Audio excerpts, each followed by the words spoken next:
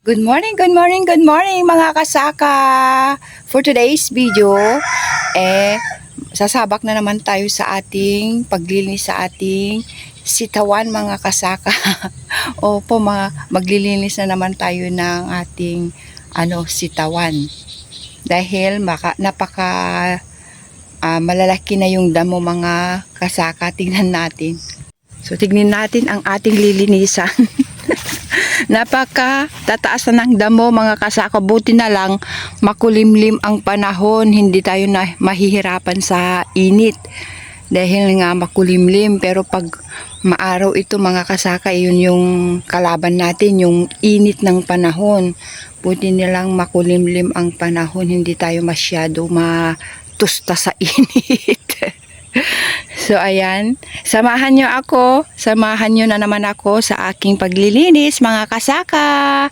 Maraming salamat pala sa mga bago ko mga subscriber. Thank you so much sa suporta guys. Tara, samahan nyo ako maglinis.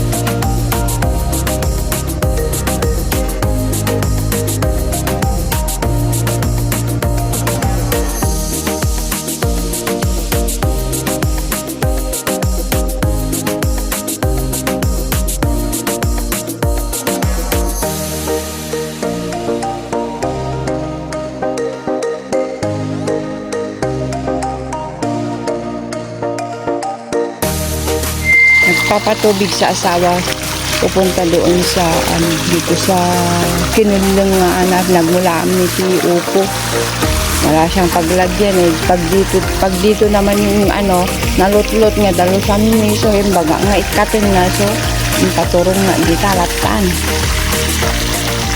So kunti pa lang yung nalilinis namin ni asawa, uminit na mga kasaka, kaya nahirapan na ako.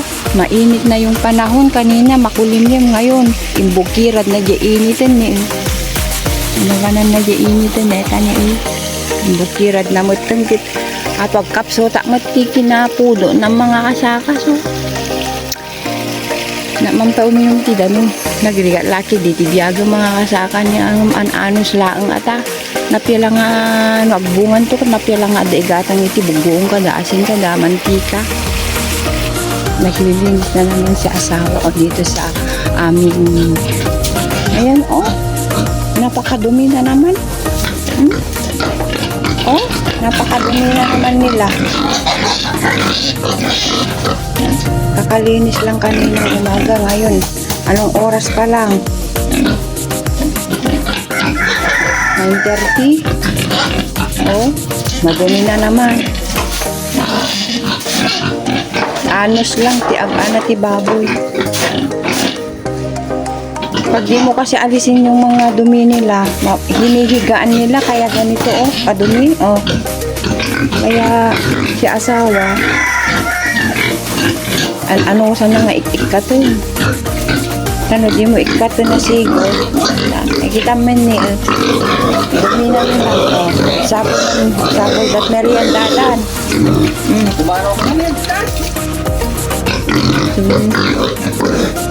Nabisin damanin ang apom amin damangan ti kastakot ako nagnilang ti kanan ka nagmerienda pay. Pupunta na naman si asawa magkukuha yung mga kambing namin dahil nga mainit na 9:30 na kaya kunin niya para dito sa bilim kamin na dito linong mapanailinong dito kamin nagsardengak pala nga agan ti sitaw agdaldalos ti sitaw ni asawa tapos na niya doon sa kanyang diyan sa linya niya. Yan oh. Ayan, tapos na niya diyan. Tapos na niya diyan. Ako, kunti na lang. Isang dipa na lang. Matatapos ko na din. Eh, ang init na mga kasaka oh. Yan oh. Napakainit. Kahit 9:30 pa lang ng umaga, napakainit na. Yan oh. May payong naman ako, kaya lang talagang napakainit. Hindi mo maano yung sakit ng tumatama sa balat mo kahit naka-jacket ka o naka-sweater. Kaya mas mainam kung maaga-aga kang pupunta para hindi masyado mainit. Kaya lang, may ginawa naman si asawa. Madaming nag-ano pa ng baka, ng ruot pie, nagdalos ti baboy. Kaya mahirap pag maarawan ka. Pero tiyaga-tiyaga lang mga kasaka. Yun nga, yung sinabi kong tiis lang sa hirap para may pambili lang ng kung ano-ano dyan sa iyong bahay. May pambili ka ng pagkain sa araw-araw. Mga kasaka. Yung namin, sitaw namin, kunti lang yung napitas namin kahapon. 8 kilos lang mga kasaka. Kasama na ito. Kasi may tig-isang bunga na din siya mga saka o tingin mo. Pero hindi ko nakita yung kahapon ito kasi sa taas ng damo hindi ko nakuha itong mga ito oh. Sayang, malalaki na oh. Mahirap kasi pag malalaki yung damo, lalo't maraming bunga, hindi mo nakikita sa baba. Ayan. Yan. Doon na ako, isang dipa na lang matapos ko na din itong aking dito na kami. Sabi ko kay asawa, sa hapon na kasi mainit na. Kasi hindi ko kayang init. Ito yung kalaban ko mga kasaka, yung init. Na agkapsutat ti pudo no sobra ti initin.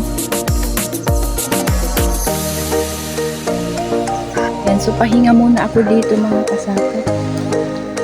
Kasi mainit na talaga, hindi ko kaya. Sobrang init. Baka tayo naman yung magkasakit kung ipilit natin kung yung gusto natin ay matatapos agad. Ay ibang araw naman para meron tayong lakas ba na kasi nakakainit na mga kasaka. Ina na naman kami ni asawa. Ayan, tapos na naman silang kumain mga kasaka. Tapos na naman silang kumain. Uwi na kami ni asawa. So, yan, magandang hapon mga kasaka. Kahit inaantok pa tayo wala tayong magagawa kasi itutuloy natin yung ating paglilinis. Maaga kaming pumunta dito para mas maaga kaming makatapos ng isang linya ni asawa para kunti na lang yung lilinisan natin mga kasaka. Wala tayong tiis-tiis lang sa ating paggawa dito sa bukid para mas madali ba yung ating paglilinis mga kasaka. So ito yung natapos namin kaninang umaga ni asawa, dito lang at saka ayan dito, tsaka dito. So dito na ako mag-uumpisa na naman mga kasaka. Kaya lang kahit mainit, agbalyo-balyo ti tiyempo na mga kasaka. Umaraw, umulimlim, kaya pagtiyagaan na lang natin yung panahon. Ayan yung ating view. Ayan yung ating mga manok. Naghahanap na sila ng mga kain kasi siguro gutom na din sila. 2:00 na ata, oh. 2:00 na ata ngayon. Yung tubig nandun, yung tubig nandoon. So, may payong naman ako. So, umpisan ko ng samahan niyo uli ako mga kasaka maglinis dito.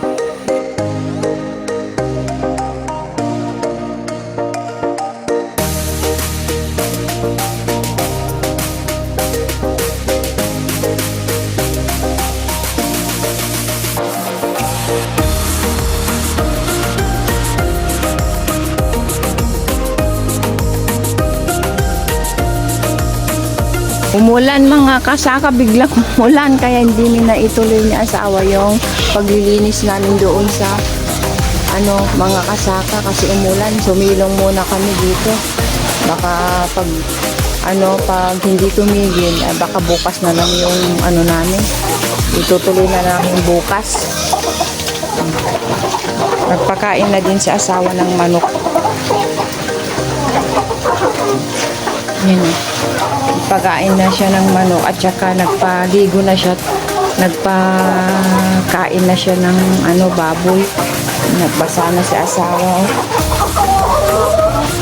Nagbasa na si asawa sa ulan. Yan.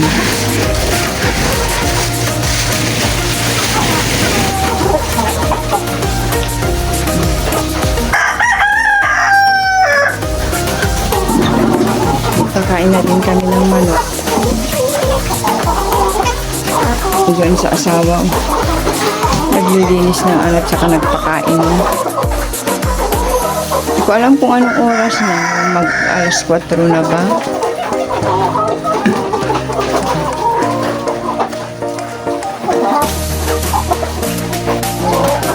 Nagpakain tayo.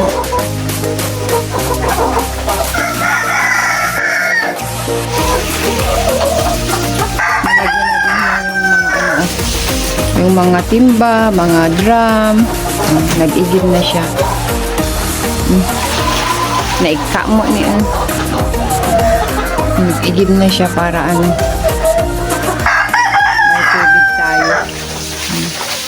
Tapos na silang kumain.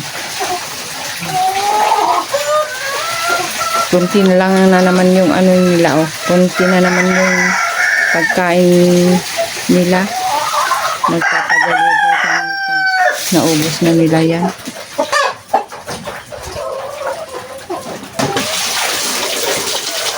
Kasi tagdadalawa na sila yung naubos na ganyan, starter, tapos mag-grower na sila mga kasama. Papa na? Why? Punta daw siya doon sa kabilang babuyan, yung babuyan ni kaanakan. Kasi siya din yung nag-aano doon.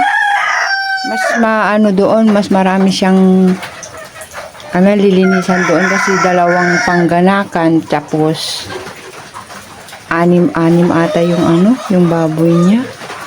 Yung pamangkin niya. Siya yun yung naglilinis, nagpapakain doon sa kabila. Siguro nakita niyo yun sa previous vlog ko kasi naipakita ko na doon sa inyo. So, bye-bye muna mga kasaka.